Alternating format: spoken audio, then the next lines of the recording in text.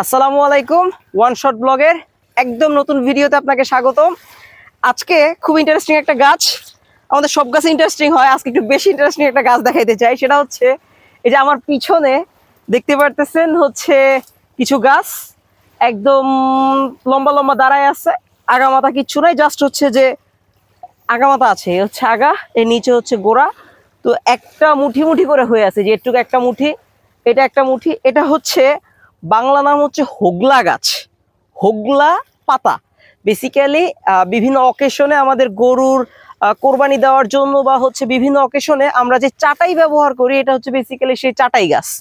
তো এটার সাইন্টিফিক নাম হচ্ছে টাইফা। দুই তিনটা প্রজাতি আছে, এলিফ্যান্টিয়ানা বা এরকম বিভিন্ন কিছু প্রজাতি আছে, বাট স্পেসিফিক্যালি কমন জেনাস হচ্ছে টাইফা।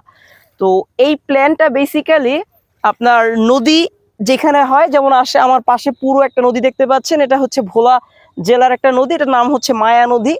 তো ভোলার চরফেশনে অবস্থিত একটা নদীর পাশেই আমরা ঠিক আছি। এই পুরো ভোলা জেলায় বেসিক্যালি চরফেশনে যেখানে যেখানে নদী গেছে এর পাশে এরকম প্রচুর পরিমাণে হয়ে আছে, এটার অভাব নাই এই অঞ্চলে।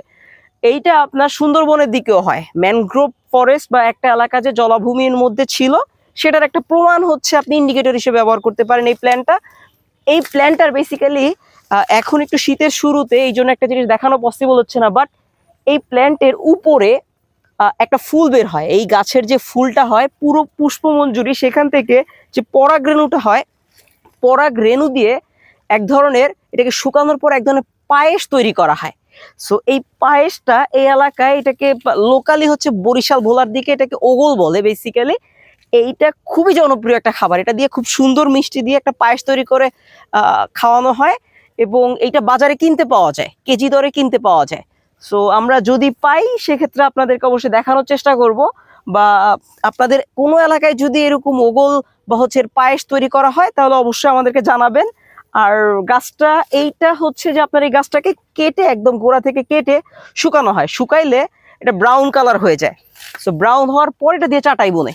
সো একটা পার্ট হচ্ছে পিছনে ছেঁচে ফেলানো হয় আর কি। তো আশা করতেছি চাটাই তো আপনারা ব্যবহার করেন, বাট চাটাই গাছ কোত্থেকে হয় এই সম্পর্কে আইডিয়া না থাকলে আশা করি এই ভিডিওর মাধ্যমে আপনার ভালো একটা আইডিয়া চলে আসবে। ধন্যবাদ সকলকে।